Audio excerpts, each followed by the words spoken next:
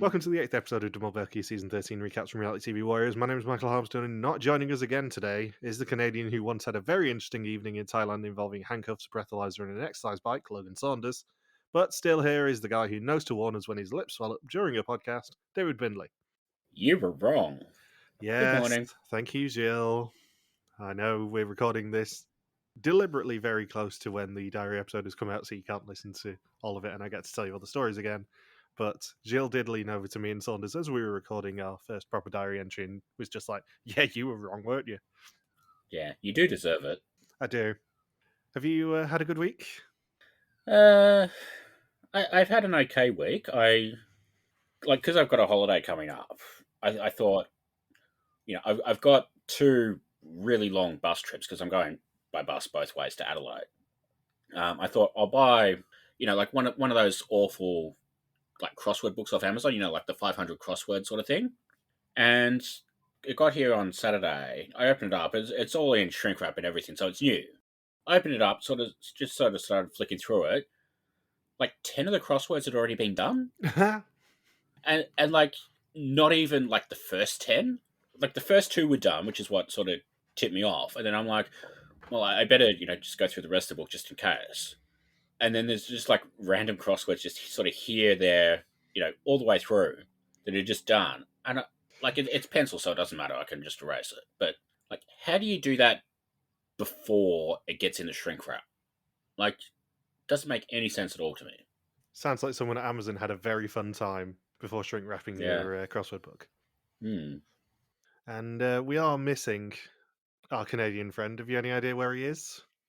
Last I heard, he criticised the Thai royal family, which is a very big no-no.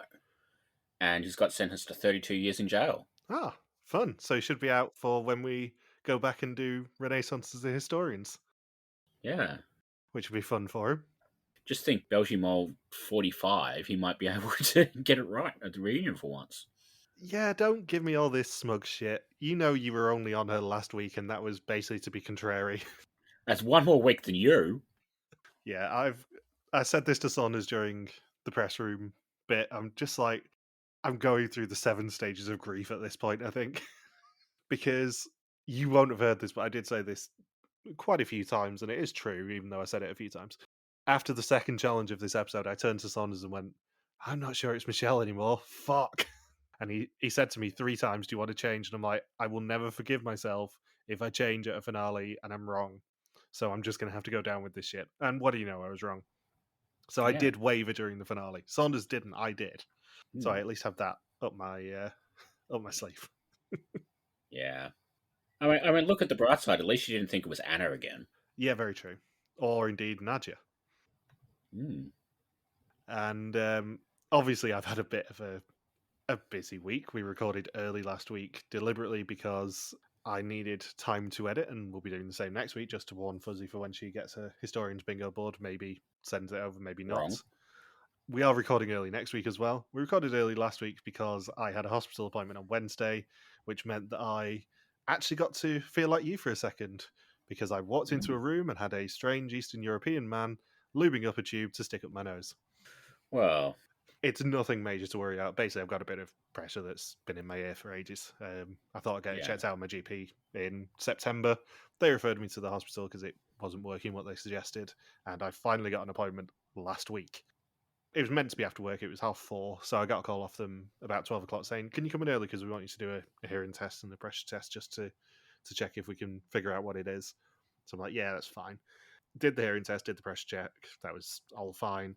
I walked into this consultant's office and he's just like, right, we've got your hearing test results, we've got your pressure test results, so just need to go next door and we can try and take a look at what's happening. And I literally walk in and there's a bloke just lubing up this camera to stick up my nose. Zero foreplay whatsoever. He just sits me down and goes, shoves it straight up there. I'm like, at least give me some fucking warning, Jesus. I've got to prepare myself for this. Because, I mean, I've been panicking for months about the idea of, having someone stick a camera at my nose. I didn't think it was going to be pleasant. It wasn't particularly pleasant, but it did really make me laugh that there was absolutely no warning. It's just, right, sit down, straight up there. And I knew that'd amuse you, so I thought I'd save that for the podcast. It definitely amuses me. I just have no idea where to go from there. Yeah. It's a comedy handbrake, but I knew it'd appeal to you. And the best thing is, Saunders does not know about this. I didn't tell him this. I told him the next thing I'm going to tell you because, we knew he wasn't going to be here this week because he just kind of casually told me at Kinepolis, oh, yeah, I've not brought my laptop, eh? You had one job, Saunders. Yeah, you had one job, Saunders. I know you've no means of listening to this without a laptop while you're traveling, but, you had one job. The bit he does know about is the fact that also on Wednesday, as I was about to go get a haircut about 2 o'clock on my lunch break, and I checked my emails out of interest, and I had an email of KLM, who I was flying with for the first time in 3 years after the Schiphol Yep. Mall incident, saying, "Lol, your flight's cancelled." And bear in mind, I was flying at 1:45 p.m. on Friday, and they told me at 1:25 p.m. on Wednesday. Oh. Yes. So I was literally just about to go and get my haircut and saw this, and I'm like, fuck. Because, as you well know, I had stuff to do on Saturday as well. I wasn't just flying over for the Belgian Mole finale this time. So I had stuff to do on Saturday. It was kind of non-negotiable that I was flying on Friday. They said, we'll rebook you on a plane within 24 hours. And I'm like, too bloody true, you will. By the time I finished my haircut, I got an email from him saying, right, we've rebooked you. It's 5:55 a.m. to Paris, and then on from there to Amsterdam, landing at about 11 o'clock. And I'm like, no, you're fucking not. You are going to get me on a plane on Friday. And within about half an hour, I had another email off him saying, if you don't like that flight, you can rebook it if you want to. You can change it. So I changed it to a more expensive flight at 11:10 on Friday morning that they then had to pay for. And they also, as a result of this, had to give me a voucher for £13 for food and drink, which then paid for exactly my breakfast on Friday morning because I managed to get it to exactly £13. It's just like you to cost Dutch people money. Yes. So I was pretty tamping, raging, fuming with KLM on Wednesday about this.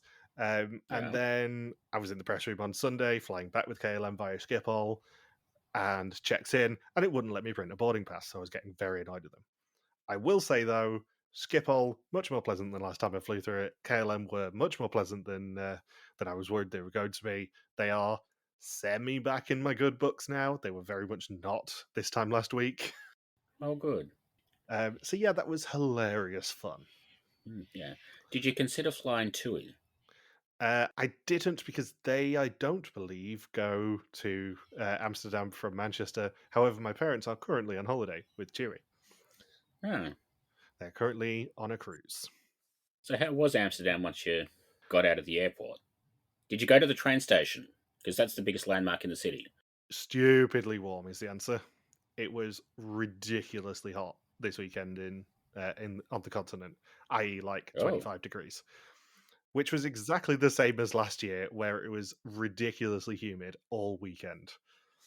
And there was no downpour this time either. It was Saunders reminded me of this. It absolutely peed it down when we were coming back from Kinepolis last year, and it did not this year. It was just far too warm.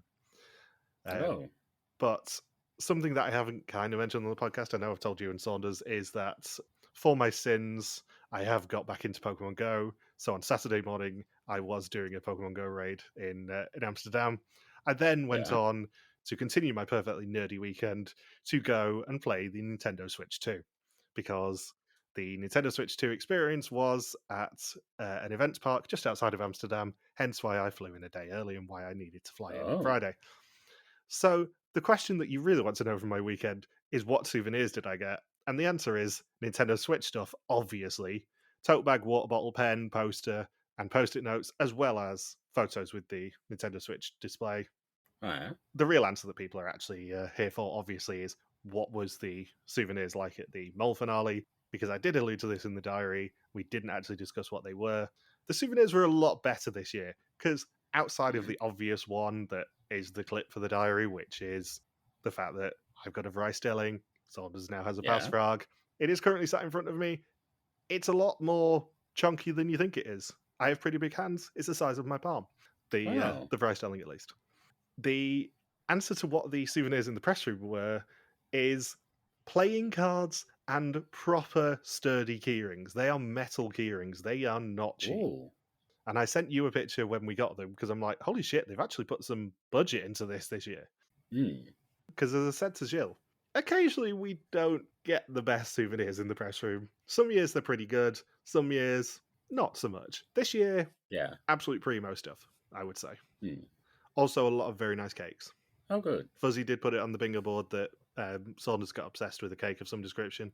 He didn't on the actual diary episode, but he did have a lot of like cupcakes and muffins and stuff. They were all very nice. That does sound like Logan to enjoy cakes. Yeah, especially in the vicinity of Amsterdam. Hmm. Gilles did also pretty much immediately after giving us our worthless pieces of wood as we've previously described them, or as he's previously described them, I should say, immediately start making horse puns and claim that he had a horse in the parking lot waiting for Saunders. In case he needed to let any steam off, was the phrase he used. Well done, Gilles. It is fair to say that Gilles, by his own admission, has a kid now. He has a lot more time to listen to podcasts and look at people's theories. He has listened to our podcast this season. Hmm.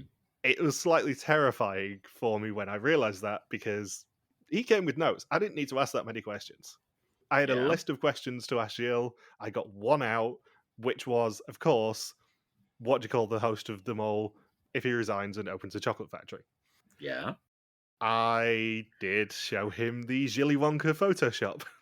I'm so sorry. And he was jokingly quite insulted that he thought that an Australian man had called him a wanker. I would never. Yeah, I do have a clip for you. I'll send it after the podcast. But yes, he did see Jilly Wonka. And I think he was mildly amused, but more thinking, please, for the love of God, don't have hundreds of these prepared. I mean, that's fair enough. Yeah.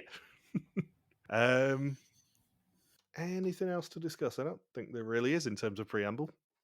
I got caught by the guys from Trust Nobody when we walked in and saw the playing cards. I opened the playing cards just to make sure there wasn't any clues on there, because that's the sort of thing they do. And the Trust Nobody guys basically said, yeah, we did the exact same thing. We don't trust them either. Which is understandable. Yeah. How was the Switch 2 event? Oh, it's so much fun. I mean, it was a bit of a faff to get to, because I ended up having to get the train to Zaandam, which is actually where I remembered when I got there. It's the same place that Liam and I went to see the WIDM 20 finale in the Pathé Cinema there. On Marika's recommendation when she found that for us. I vaguely recognised the name when I was getting the train there, and as soon as I came out the station, I'm like, holy shit, I have actually been here. I knew I recognised it. But because the trains were being so shit on Saturday, I was a little bit late. I was meant to be there from 2 till 3. I ended up getting to the event park where it was at 2:07, not realising that the way it actually works is that they put you in groups that go in 20-minute intervals. So because I got there at 7 minutes past 2, I had to wait until 20 to 3. Yep. Which meant that because of my fixed train to go to Antwerp, I only actually spent about 25-30 minutes in there, unfortunately. And because it was so hot, the waiting area was basically a greenhouse. I had to stand by the exit door so I wouldn't get heat stroke. Oh. What I will say, though, is Mario Kart World is so much fun, unsurprisingly. The new Joy-Cons are super sturdy. Like, I can... Oh, good. It's a massive difference. I have an OG Switch, so I've not upgraded my Switch since 2017. The screen is so much brighter anyway, even more than the OLEDs that I've seen. And the Joy-Cons just blew me away with how kind of hard-wearing they actually feel this time. Because I'm assuming as a Switch owner, you've probably had some problems with drift on your Joy-Cons. I've sent mine off 3 times, I think it is, to get fixed. I think drift's going to be less of an issue for the Switch 2. Yeah. It's weird, like, I've never had the drift issues, but I've had issues with, like, the Joy-Cons that came with it when I bought it. The B button doesn't work sometimes. So, like, I had to go and buy, a second set of Joy-Cons just to use it. And then I'm like, well, if I'm buying a second set, I might as well buy a Pro Controller as well. So the last few years, I've just been using the Pro Controller, and then that second set has just been gathering dust on my shelf. Yeah, I use the Pro Controller anyway, but yeah, the Joy-Cons on the Switch 1 are a little bit drifty, especially the OG ones like mine. Yeah. The new Joy-Cons do not feel like that at all. Oh, good. And on top of that, I don't think it's really been reported that they have Z buttons at the back. So it feels a lot more kind of ergonomic. Oh, yeah. And I never knew they had the Z buttons until I actually kind of picked one up. But it's really cool. I'm majorly impressed with it, to be honest, even as a fan of Nintendo and someone who's obviously pre-ordered it already. Yeah. And before I forget, and before we start the episode proper, happy Groundhog Day, Daniel Peak. I know you're getting more demanding about us doing these things, but, it comes from the heart. Yeah. So, previously the Final Four put on a ping pong show, not that Alexi knew what that was, and showered tourists with their balls. At a race for the final advantages, Nimrod took 5,000 euros for the pots and then promptly took himself out of the game as the last person to leave before the finale. And we flash back to Vilvoorde, and Gilles tells them all that the candidates will be searching for the mole case in the finale. He brings out 2 fake mole cases and says if they pick the wrong mole case, then the pot will be greatly harmed. It's just so nice that this version does plot trains so rarely that this feels like a surprise. Yeah. And, I mean, we said this in the diary episode a lot. It was really interesting the difference between watching this in the press room and watching this in the cinema. Because obviously this is one of those rare situations where I've seen the episode 3 times now, including the watching it with subs earlier. The things that got reaction in the press room really didn't in the cinema. I don't know whether it was just a thing where it's different people in that cinema this time, because it's the competition winners basically in that one and the old mole candidates. It didn't feel like they were reacting very much in our cinema this time, because stuff like the Navy SEALs dropping out of windows really made me laugh in the press room, really made everyone else laugh, and that got no reaction in the cinema whatsoever. It was super odd. And I think the bringing out the mole cases is another thing. That got no reaction in the cinema, but there was kind of a bit of a gasp in the press room where it's like, holy shit, what's going to happen here? This is interesting immediately. So it's day 17 in Satahip, and everyone is having a massage, a nice one this time though. It's Alexi's first massage, and he says it's the most physical contact he's had, excluding Nimrod, whilst he's been away. And he thinks that he's unmasked them all, as does Michelle, and Sarah says if she wins, it's the icing on the cake, and someone is going to leave Thailand with a happy ending. And they're on the way to the beach with Khan, not Khan. Gilles tells them that the last part of the trip begins with a romantic meal on the beach, and he's chosen papaya salad as that meal. Ooh, delicious. Whoever finishes their salad will earn 1,000 euros for the pot, but what they'll be determining in the challenge is how spicy the peppers that are in the salad are going to be. Ooh, that's evil. Yeah. They'll be identifying the spiciness by the traditional method of parasailing. They get 6 peppers attached to themselves, 3 of which are spicy and 3 are not, and 3 will be put in the salad that evening. How would you have done with this? Oh, this would have been nightmare fuel, as you well know. Yeah. Because Jill was like, oh yeah, 3 of them aren't spicy at all, and I'm sitting there going, they probably are for me. Yeah. I mean, not going to lie, if this was the 3 of us doing the challenge, I would sabotage it just to watch you get the 3 really spicy ones. I know you would, because my head would explode. I am a proud lemon and herb man. I do not do spice. You lemon. I know you've not had a chance to listen to the diary episode yet, obviously, and I think we may have mentioned this slightly in our group chat when we were chatting about it, but Alexi especially is so charming in this episode and so charming in real life that I don't understand why we didn't really see it in the rest of the season. I wonder if, for all we've said about this season, I think we had 5 really big characters with Hilda, Nimrod, Pedro, Risiana, and Else. So we had the 5 of them. We had to give Sarah a lot of airtime because Mol, and then they gave Jan and Pass a little bit at the start because they were early birds, they needed something. So I wonder if maybe Alexi and Michelle kind of got lost in the shuffle a little bit. Have you been talking to Sawdust? Because that's pretty much what he said in the debrief. No, I haven't.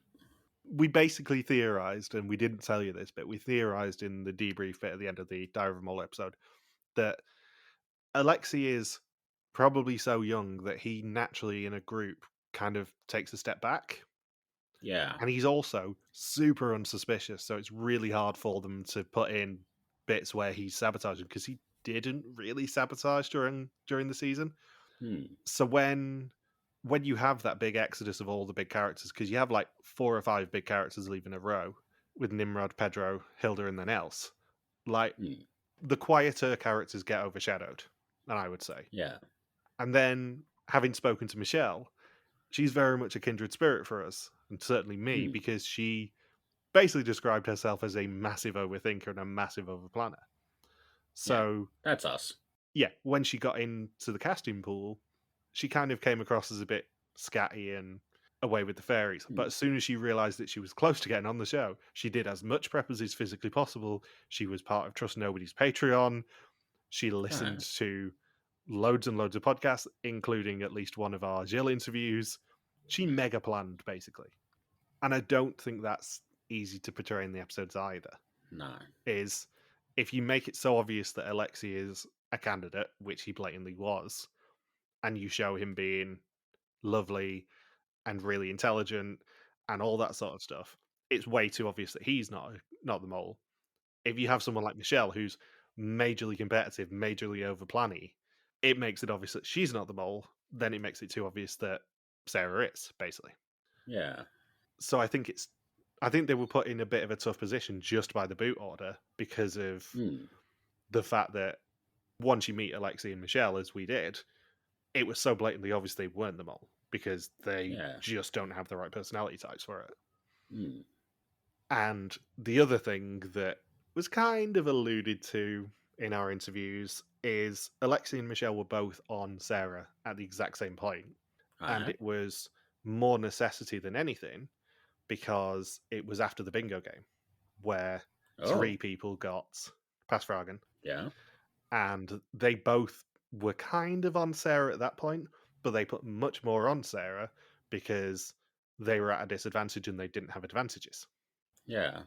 And because that kept happening during the season where they would be put in a position where they didn't have advantages to save themselves, Hmm. it made them a lot more confident a lot quicker. And it put them onto Yeah. Sarah a lot quicker. Sarah actually probably would have been a lot less suspected if she hadn't kept winning advantages and it hadn't put Alexei and Michelle, who were maybe the only two on her, probably with Nimrod as well. Hmm. They were basically forced to be in a position where they're just like, right, I'm going to have to pin my colours to the mast way quicker than I would like to and way quicker than I'm comfortable to. Yeah. And they just got lucky that it was the right person, Yeah. really. And it's something that I haven't really mentioned for a few seasons, but I am always of the opinion, especially as someone who now owns a Fry Stelling. Yeah. Quit rubbing it in. Yeah, I'm sorry. That advantages aren't always an advantage. Yeah. Because if you get too many of them, as we saw with Pedro, you don't Hmm. know if you're right. And you Yeah. don't know if you're just being saved by Passragen or by a Fry Stelling, or whether you are actually on the correct person. Hmm. So I think that's maybe an interesting thing that could need a course correct because this season's had a lot of Passfragen Yeah. comparatively. I wonder if there is going to be a course correct next year because it basically Hmm. forced the final two candidates into a position where they have to go for them all because they have no choice with the hand that they've been dealt. Yeah. So, Alexi is the first to fly, while Sarah and Michelle play Sipak Takraw, a Thai sport that is basically volleyball, but kicking it. Alexa gets the first question, which is who are the singer, guitarist, and drummer of the California funk rock band The Red Hot Chili Peppers? And each correct answer will reveal one of the spicier peppers.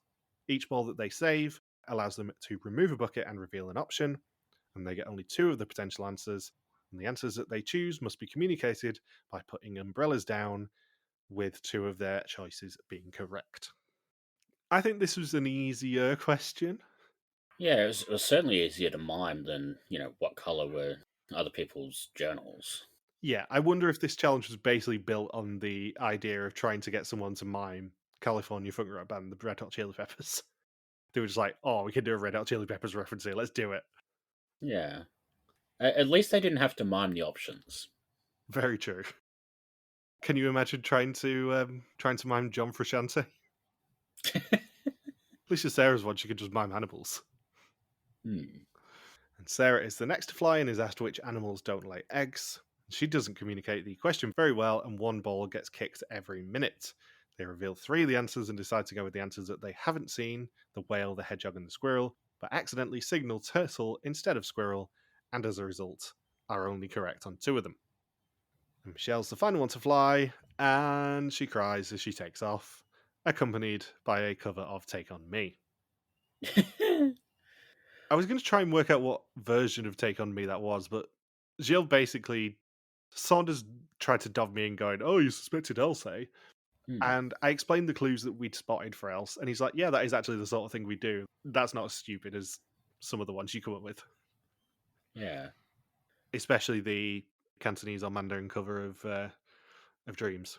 Well, I worked out during the week, and I can say it now that Sarah's been revealed. That cover last week of Abani B was on the White Lotus this season, which was also set in Thailand. And I wonder if maybe that like there was a White Lotus near Sarah at some point during the season that like could have been used as like a I guess a calling card.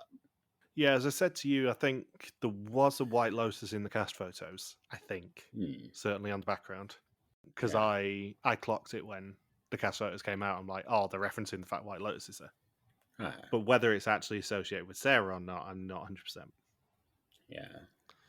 So they take ages to identify Michelle's question and identify it incorrectly, and it is actually what are the colours of the first 3 losers' mole books. And they identify 2 of the answers, but only keep 1 of the correct peppers. I know I couldn't make it the banner because there was Yeah. too much overlaying going on, but Michelle really made me laugh with her mime for pass. Michelle in this episode, I don't know what the banner is yet, but I hope it's Michelle at some point.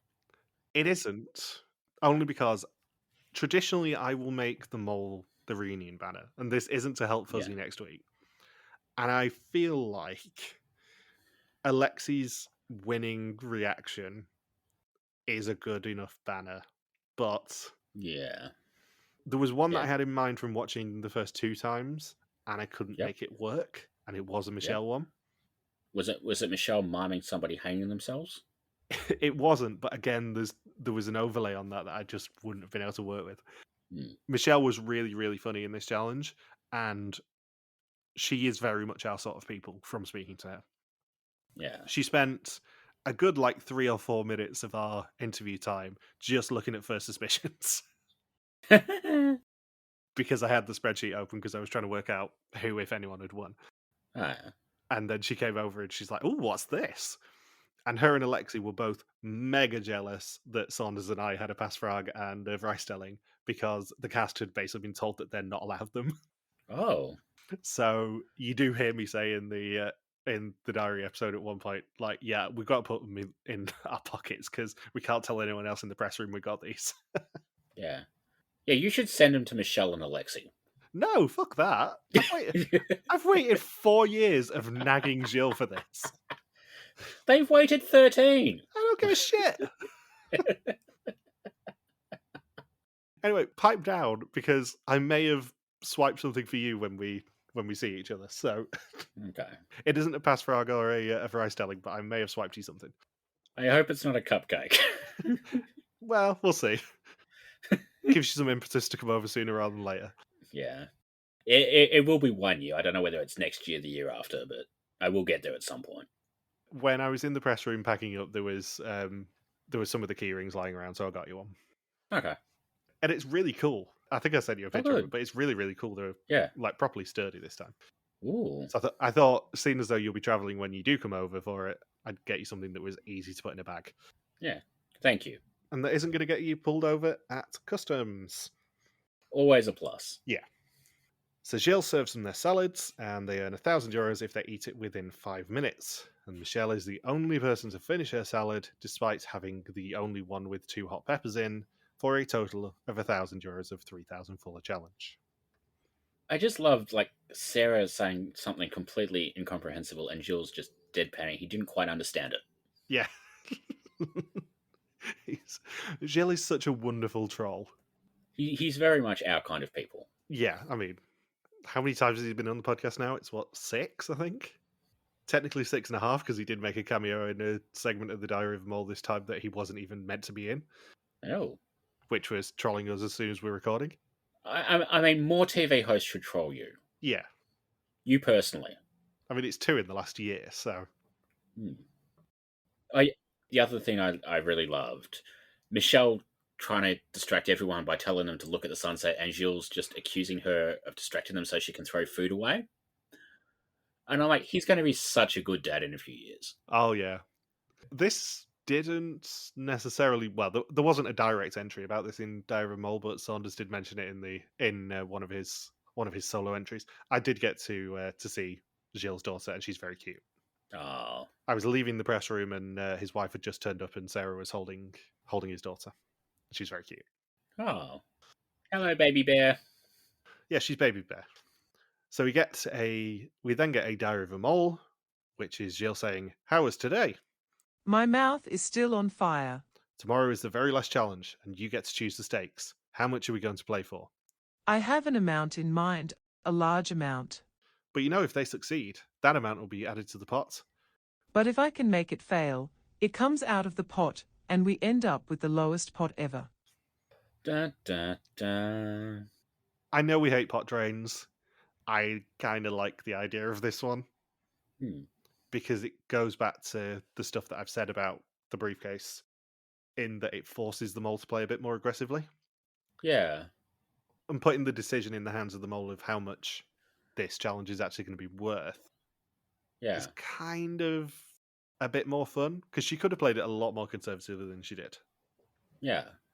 Like, I don't think anyone would have batted an eyelid if it was, 3,000, 4,000. I think 6,000 makes it more impressive, even if, it runs into the chance that there's the lowest pot ever.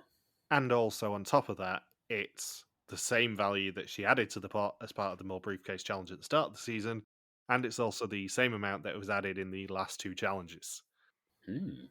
So there's a bit of synergy there as well that she didn't necessarily allude to. But I do think it was interesting that we started the season with a really, really high value challenge of up to €9,000, and they earned 6,000 of it. And then we have the €6,000 gamble here. Yeah. I'm assuming that was very much deliberate on Sarah's part. She's just like, I added the money, now I'm taking it away. Yeah. Who knew Sarah was a Katrina? Yeah. Gilles has basically been teasing that Sarah was a very sneaky, active mole, much more than we saw. I think it's going to be interesting watching the reunion next week and trying to decide where she would sit in a ranking of moles, because I said this in the diary. I don't know whether it really matters in België that much if the mole's good. Yeah. And I think it's tough to articulate, because this is a fun season. It's not as good as the previous two. It's still probably an A- season for me. Yep. But I don't think Sarah being a potentially subpar mole for me necessarily affects that much. Yeah. I do think it's good if it was sneaky, because, I think, as interesting as the mole case was, I think it kind of felt at times a little bit like what happened with everyone in WIDM Albania, where, the mole knew this was going to happen, knew the challenge was basically unwinnable, and then sort of took a little bit of a back seat. And I wonder if maybe that's sort of like an unintended consequence of the mole case, that maybe made the mole a little bit less active than they probably would have been otherwise. And there were other factors at play from a production side as well, because by the sound of things, there was a lot of bureaucracy in Thailand. Yep, that sounds about right from what I know of Thailand. And a lot of restrictions on what they could do in certain places. So it's day 18 on Hachiao Beach, a beach owned and used by the Thai army for combat training. They'll be playing to destroy the source of their bad luck all season, the mole's briefcase. It is also worth a value chosen by the mole, €6,000, which will either be added or taken from the pot. And if they blow up the correct case, they will win that money. Clues to which case they have to explode lie at the bottom of the sea, and they have to scuba dive to a scene and describe it, and the candidates on the beach need to identify 3 crucial words that are part of the scene to earn one of the clues. Michelle is the first to swim and must communicate these 3 words: exercise bike, breathalyzer, and handcuffs, without actually using them. However, reinforcements are coming, and Sarah and Alexi are being attacked by 8 Thai Navy SEALs. Their role is to try and get to the speakers and sabotage them, stopping communication. And the group have 100 paintballs to defend themselves with for all 3 rounds. Just the reveal on the exercise bike first was hilarious. And then you cut back later and then you see, oh, there's a traffic cop underneath there as well. It made me laugh so hard. Yeah, you've got to feel a bit sorry for me and Saunders in the press room because already we're doing this without subs, and then we're trying to work out what the fucking hell this challenge is. It's just, yeah. I mean, I got it in the end, but it's not the most simple challenge to try and work out when you've got no subtitles. You did get to see a nice turtle, though. Very true. Gilles did even say this to us during our chat with him. He's like, did you actually understand these challenges? And I said, yeah, we got about 75% of them.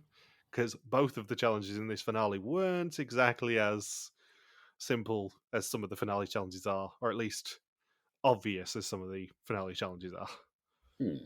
I will say, like, the first challenge, even though there were, 4 or 5 different elements, none of them was complex enough that they were impossible to understand.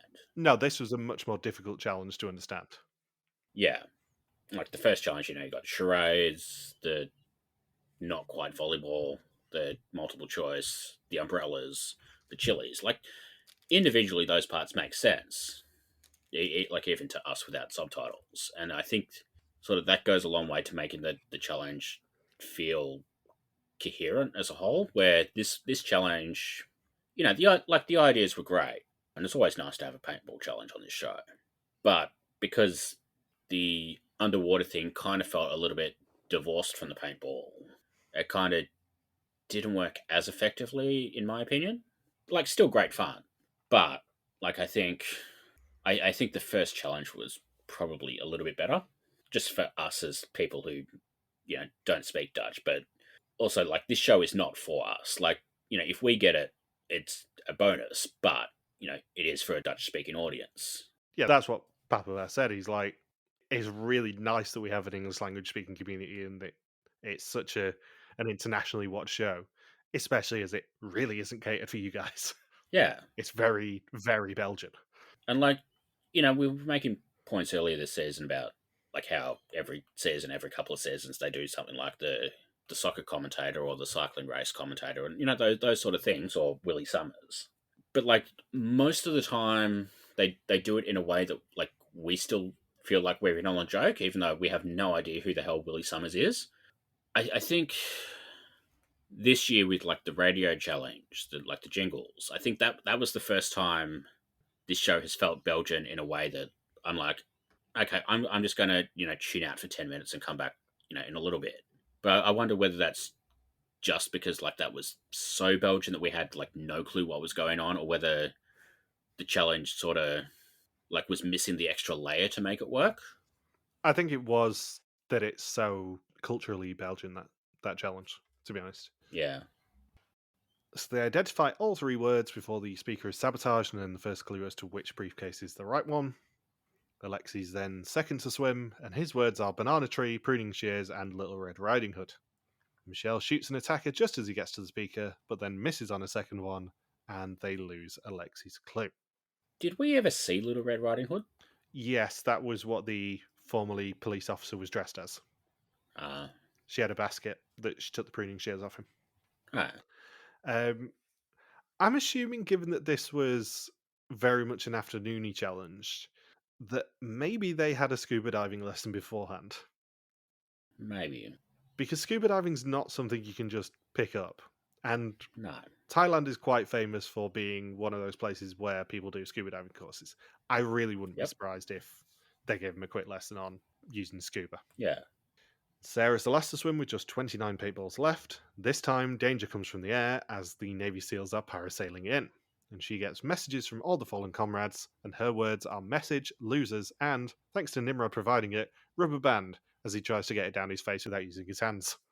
Alexi then runs out of paintballs, and Michelle still has 10, and they get the final word with 4 paintballs left, earning them 2 of the 3 clues. Sarah was spectacularly vague when she was trying to relay the word message. Yes. Yeah, this is the point where I turn to Saunders and I'm like, I think it might be Sarah now. Shit. Yeah. You should trust your own opinion sometimes, Michael. I know Saunders was spending the entire day going, hey, you copied me, eh? And I'm like, nah, I came up with it independently. It just so happened I was a little more confident because Saunders was also on Michelle. I did appreciate Michelle using the word best of friend when she was talking about the eliminated players. Oh, of course. Everyone knows that it's a meme at this point. The show leans into it. Anyone who listens to our podcasts and goes on the show, lean into it more, please. Yeah. Call Gilles Papavert to his face, please. It is delightful. Also, something you probably missed, not having seen this on social media, when the losers turned up at Kinepolis, Else did have a balloon tied to her hand. Perfect. No notes. Did Nimrod have an elastic band around his face? Nimrod didn't, but Nimrod is the only person I've ever seen at a Belgian mole finale who did not turn up in the sponsored BMW, but instead cycled his way there in a suit. Oh. Because the cars were Brissiana and Bass, then Else and Jan, Hilda and Pedro, and then Nimrod turned up on his bike. Ah. So they are asked which of the three options has not been in the mole briefcase and get two of the answers, like it's an episode of hit BBC One game show The Code, an earpiece for the petrol station, and a speed limiter for the bus to miss the ping pong timing. It's interesting that we get these two options because they didn't tell us what Sarah used last week. We knew she used the earpiece, so we knew that was a wrong thing. We don't know what the middle answer is, and I'm assuming that we're going to find that out next week. But we weren't told what was used in the ping pong challenge. Well, how many of the Molcase sabotages did we not see the group be told about? Like, because they knew about the sign. Yeah, they knew about the sign. They knew about the drill. It was suggested that the mole changed the briefcase on the train. She did, 100%. She'll has confirmed that. But what Sarah said at Cafe de Mol, I think, from, no subtitles, was that there were two carriages in between the first and the second carriage. So she did have a bit of buffer, but she still very much had to do it very quickly. Which I was right about, at least at the time. But they knew about the sign swap, at least. Yeah. So they knew the sign swap, they knew the melons, they knew the sign with the dancers. Yep. Episode 5 was the petrol station, so we got that as an option already. Yep. Got episode 7 with the option, and they knew about the switch for the golf helmet. So unless there was one that they just didn't mention at all throughout the entire season, it has to have been the letters in the Dragon Tower. But like a lot of the challenges, we didn't see a mole case in. There's not really much the mole could have done with like extra props in those. Yeah. So I'm assuming it was the letters, but I'm not 100% sure. And also going back to something that we have discussed about Sarah putting herself in positions you wouldn't necessarily go for as a mole. With the dancing, what she did say was that her tactic was to try and make sure they wouldn't earn the maximum amount of money by tagging Hilda with it, and then rely on the fact that she was going to be worse than at least one professional dancer. Yeah, like that's clever strategy. Yeah, that makes me feel a lot better about that move than what it was on the face of it, which is isolating yourself and then making it blatantly obvious you're on that side of the challenge. Yeah, I do think they got a bit unlucky that they had two sabotages where it was basically Sarah and someone we'd ruled out as the mole. Yeah. Because we knew like a week later that it wasn't Hilda, and nobody was suspecting Alexi at that point. No, I think from what Saunders was saying when they were doing the outside stuff and everyone was cheering for who their mole was, it was like one very small group of people who were cheering for Alexi. Yeah. So they choose their briefcase, and it is the correct one, which is the speed limiter, earning them €6,000 of 6,000 for the challenge, 7,000 of 9,000 for the episode, and 27,910 euros of 101,900 for the season. And after the challenge, they see all the goodbye messages from the losers. And unfortunately, not Nimrod with his elastic band. Yeah. You know what the best thing about the final prize is? What's that? It stops Fuzzy from getting a bingo square. Oh, good. Why? What did she say? She said between 24 and 27,000. Oh. She's not good with numbers. She really isn't good with numbers. No, she's off by 900 and something. Yeah. She's almost as far off with that as she was with the runtime for the diary episode, in which I believe she said 28 to 35 or something, and it ended up... No, it was 33 to 38, she said. She said 33 to 38 minutes, and I believe it was 85 minutes. So kind of close. Yeah, so halfway there. So it's the final day of the trip in Huayai and the site of the unmasking. But first, it is time for a celebration breakfast with Papa Bear Gilles de Costa. And they say that they've already won by just making the finale. Alexis said he would have left the briefcase behind. And they all give messages to the mole, including the mole themselves. Just back on the video messages for a bit. Yeah. Do we think they did those back at their homes, or were they like in the hotel before they flew back? Because they all looked pretty hotel-y. Yeah, Nimrod's was definitely at a hotel. Yeah. I think probably the rest of them were all home. Yeah. Looking at it. Obviously, they're very coy about how long people stay in the location after they've been eliminated and all that sort of stuff. Yeah. I think it's probably fairly likely that everyone from Pedro onwards was sent home at the same time. I know, we just made a point of Sarah bringing the season full circle by making the prize €6,000 for that challenge. It was nice of our podcast to go full circle because Paz had a Simba plush toy in the background. Yes, he did. And Els had a copy of The Subtle Art of Not Giving a Fuck. Subtle Els. Anything to say about the breakfast? No. It's a fun scene every season. It's a fun scene. There's just never really much to analyse with it. Yeah, especially off the back of last year's one where Gilles calls the final three bastards for taking the piss. So, it is now time for the final test. 30 questions about the identity and actions of the mole all season long. Whoever knows the most will unmask the mole and walk away with €27,910. A very high pot. In fact, the highest since Vietnam. Just. We did discuss this on Diary of a Mole. I didn't have the stats to hand, unfortunately. But it is the highest since Vietnam. Yeah, Vietnam and I think Argentina were higher than that. But then, otherwise, it's the highest revival season. Yep, you are 100% correct. I didn't bother going back to check the early ones because, who cares about Franks? Yeah. So Alexis says that Michelle could have been a good mole. She's super smart, but also very empathetic. She figures people out very quickly and knows how to play them. Michelle dropped a lot of noodles at the market, probably because of the height difference between her and Els, but it was just a bit convenient that those were the two sat in those seats. Michelle says that Sarah can win everyone over with her big smile. She's good at putting her own stamp on a decision. The moment that there is an ounce of doubt, she turns it to her advantage. The mole's best place on day one was on the helicopter, ensuring that their case enters the game. Sarah says that everyone loves Alexei. He gets along with everyone.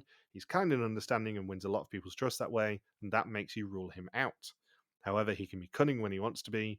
He was in the right spot in the wellness center, whipping the big red button and costing them time to puzzle out the anagrams. Michelle played the lottery challenge cleverly. She made herself suspicious and cost him €1,000. She also couldn't hold the target up at the skydive. Alexei ran ahead with the fruit walk and made the time run twice as fast, which cost them lots of durians. He's a scientist who couldn't work out the right timing for the ball drop.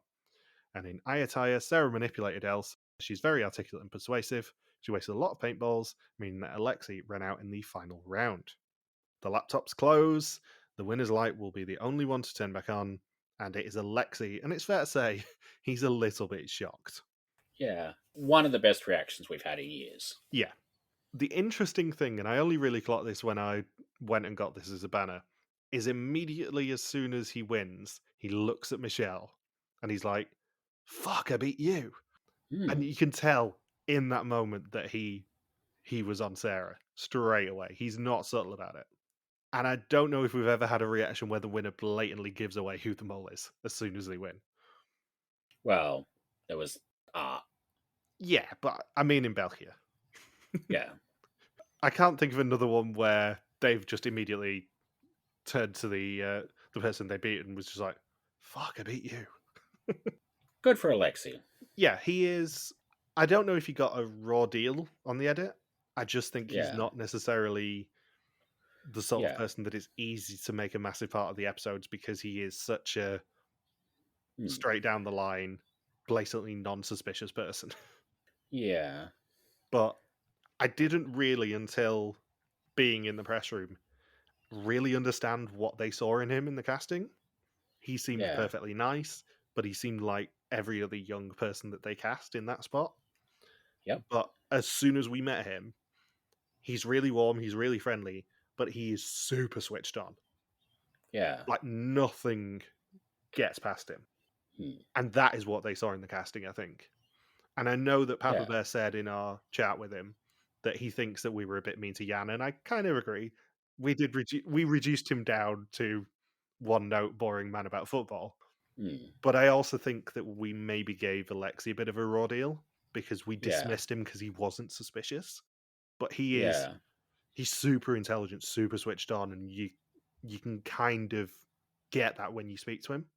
And I think when you do listen to the diary episode, you'll kind of get what I'm getting at with it, because he's just really, really intelligent. And I think you can kind of clock it straight away.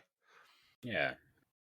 Just on Jan for a bit. Like, I know one of the previous times Jill spoke to us, I think was right around the time where, like, all the American shows were insisting, okay, we've got to have 50% Black and Indigenous Asian, or like 50% non-white.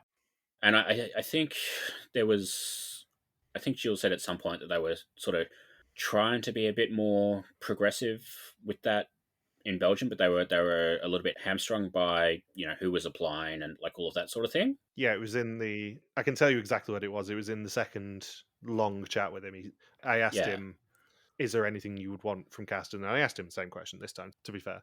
And he said, yeah, "I would really love a bit more diversity, but we just don't get people who apply, and we can't yeah, really do anything if people don't apply because we don't recruit because it's not fair to everyone." yeah. I wonder if maybe Yan was sort of cast with a little bit of that in mind as well, because like yes, Yan is a white man of the sort of age they go for, but he's also very much like a blue collar person in a show that, as good as it is, does cast very, very white collar people a lot of the time. I wonder if maybe having Yan there and a couple of other people over the years, like Bert, like, Jens with the J was a plumber, I think. yeah, like, I wonder if maybe casting Yan and a couple of like those other sort of people over the years is sort of maybe like setting up the groundwork to be a little bit more diverse in future. Like, even if Yan himself, nice as he is, like, I don't think anyone thought he was going to be final three. No. I wonder if maybe having those sort of people in the game, even if only for a couple of episodes, is sort of allowing sort of other people to think, hey, this might be worth applying for this show. I think it was a net positive that he was there. Yeah. It just may not have been like an immediate net positive, if that makes sense. I think on the 50% BIPOC thing, and it's easy to say this as a straight white man, but the thing that American shows miss is they go for the diversity in race, but they don't go for the diversity in backgrounds. So if you look Yeah, at something yeah, like Survivor, every single person on there is a student or someone who can take 3 weeks off or whatever they mandate for however many yeah, days they have now. And you don't have the diversity in backgrounds and life experiences necessarily that early seasons were very good at, and it's underrated how good they were at it. yeah. It's like how they went through that phase for a while there where, yes, we're going to cast 5 black people, 5 Asian people, 5 Latino people, but, in that cast of 20, there's 17 models. Yeah. Like, maybe like a couple is interesting. It's not interesting when it's like 7, 8, 9 people. Yeah.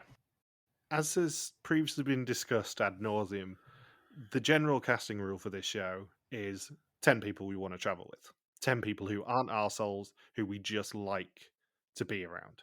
Yeah. And I didn't really get it till I spoke to him, but Alexi is absolutely that. Alexi Yeah. is dead center on that target of people that they want to travel with. People who are really personable, really pleasant, super friendly, super thankful for the opportunities they're getting. Yeah.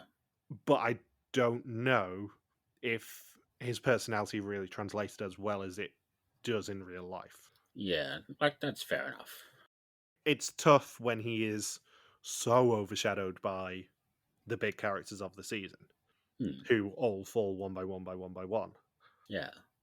That it's tough, and it's really interesting in these last 2 episodes where he does get a lot more screen time, and he is a lot more at the forefront, and you see a lot more of his personality in the final 4 and the final 3 episodes. And it's generally, the finale is a celebration of the winner, and the reunion is a celebration of the mole. Yeah. And WIDM has kind of forgotten this a little bit. Yeah. In that, because they do their live reunions, the reunion is always a celebration of the mole themselves and what they got away with. But there's never really the time for the winner to shine. And I think this is a really good episode for Alexei shining. And Michelle, actually. Michelle was really lovely, really intelligent, really competitive, absolutely our sort of people. And she got a lot more time to shine in this episode than she has done for the rest of the season, unfortunately. Yeah. Having said that, I'm not sure her competitive intensity would have necessarily worked if they showed her as much as they did this week. Yeah. I think Michelle is the sort of person where, like, a little goes a long way. Yeah. Michelle got less of a raw deal with the edit, I would say. It was easier for them to edit Michelle than it was for Alexei. Yeah, like, I think Michelle is one of those people you get sort of every so often who does things and you can really build an edit around it. But if you spend too much time there, it's sort of, I think, like, the novelty wears off a little bit. Yeah. Where Alexei, I think, probably could have had a little bit more of an edit, even if we had to lose, some of the Hilda stuff. No. I will accept less Pedro stuff. I will accept less Elle stuff. I won't accept less Nimrod stuff because it's mainly intertwined with Hilda, but I will absolutely not accept less Hilda stuff. Okay. I love how I knew exactly what you were going to say, and I'm like, nope. I just want, whenever they do get around to doing Belgium All-Stars, which I know isn't a priority and, like, they don't want to do, but when they do it, they do need to make Hilda the mole. Apparently on her way out, Jill was saying that Hilda turned to him and went, was I a bit too much on this show? Did I do a bit too much? And he's just like, absolutely not. No. Hilda is a legend. Yes, absolutely. Hilda is in the pantheon of the best people they've ever cast. Yeah. And she's probably in the pantheon of the best people we've ever talked about on a show. She's just an absolute delight. On which subject in the screening was this cast? And I was getting up to go to the bathroom before the episode started, and everyone was taking selfies with the current cast and everything. And I shot my shot. And I walked down the stairs, and I tapped Hilda on the shoulder, and I said, can I just say, Hilda, there's a sizable English language community, and we're all obsessed with you. And she said, thank you. So, hi, Hilda. Whilst I doubt highly that Hilda will ever hear this, yeah, you're welcome to everyone in the fan community who was like, you've got to tell Hilda how obsessed we are with her. I told her, you're welcome. And Jill basically egged me on when we finished talking to him. He's like, go and speak to Hilda if you see her. She's lovely. Yeah. She really does seem lovely. Yeah, she was. And batshit insane. Oh, absolutely.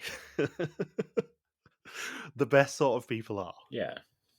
But yeah, I think it is right that we talk a lot about Alexei in this episode because he was really switched on, as was Michelle. I think in any other season, Michelle probably would have been talked about as the winner here.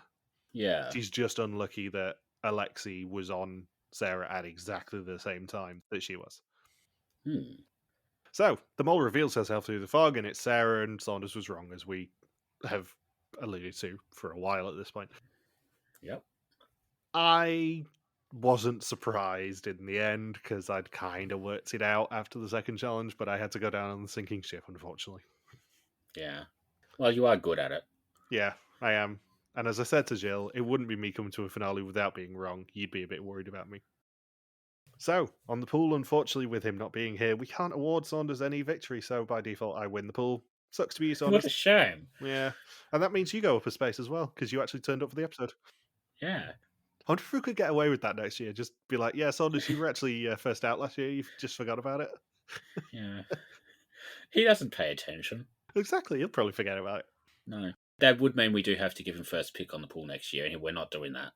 No, he only gets first pick if he has actually awarded the pool championship this year. If he doesn't turn up, he doesn't get to pick at all. It's just you and me, Sheridan. Yeah, good like point. 4 people Actually, each. that works. Yeah, I could get on board with that. Mm. So, with him not being here, Saunders wins his first pool in like 3 years, I think it is. I think the last one he won was WIDM 22. And he completes a Harmstone sweep with both the Mol and the winner in his team. I finish in second with Michelle as a runner-up, obviously, and Bindles was a long way behind, having already been eliminated. On first suspicions, only one person, David V, had Sarah as a first suspicion, so he wins alone, which doesn't happen that often. Even without this, he also finished with the lowest score of 4, and 2 people, Big Brother and David Bidley, had Sarah in 9th place. I win! And in the overall scores, on the other end of the scale, Alice escaped her season-long fate, as Seiju finished with a score of 17, having put Sarah in 8th and Alexi in 9th. Flanders' suspicions last week were Michelle on 44%, Sarah on 40%, and Alexi on 16%. And Saunders wins by our weekly suspicions metric as well, as he was guaranteed to anyway, I think, with 3 early suspicions of Sarah. You salvaged some pride with the last minute suspicion, and she never appeared in my top suspects. Now, it is time for the reveal of the suspect list. Oh, we don't have to do that. Sarah was arranging boxes in the first episode, eliminated in the third carriage of the train, bought 4 bonus balls, was not the treasurer, skydived, and earned past Froggen in the rescue challenge, and Alexi ended up being the winner. Talking of winners, the winner of the suspect list for Mol België season 13 is... Not Fuzzy, not Fuzzy, not Fuzzy. Not Fuzzy. Fuzzy was 6th. With a score of 88 out of a maximum score of 104, the top score was 88, which is Brian the Gizmo. So congratulations. And in equal second was Johan and Jason on 86, Anchor on 84, Joseph on 83. Look at all those people who aren't Fuzzy. Yeah, and then we don't need to talk about anyone else because, Fuzzy got below 80. Sucks to be you. Yeah. She's going to hate us so much. Yeah, I mean, again, this year, you somehow win out of the 3 of us. You got 20th place with a score of 35. How did I get 35? I know, so close to the our friend Koscius line. You did very well in the last 2 weeks, is the answer. You scored 23 of your 35 points in the last 2 weeks. Yeah. See, I didn't fall for Logan's shit. No, you didn't. Logan was equal 27th with a score of 28, and I was 29th with a score of 27. I think I was last out of the 3 of us on WIDM inexplicably as well. Yeah. Sucks to be me. Yeah. So, anything else to say about this episode? Nah, I'm good. Good? New challenge guide will be out next week, though. Oh, wonderful. As will potentially the reveal of historians. Although we will probably do our usual joke of pretending to forget about it and then doing it as a post-credits scene. So, thank you for listening to our Mol België Season 13 recap. We'll be back next week to conclude the season. Now we've concluded the hunt for our newest mole in Thailand. Don't forget you can contact us on pretty much every social media platform that isn't TikTok, where we are RTV Warriors, or you can email us and contact at rtvwarriors.com. You can also support us on Patreon at patreon.com/rtvwarriors. Thank you to the legion of subtitlers. We'll see you next week. Hilda can do whatever she likes. She's eccentric. And with that, it's good night from him. And it's good night from me.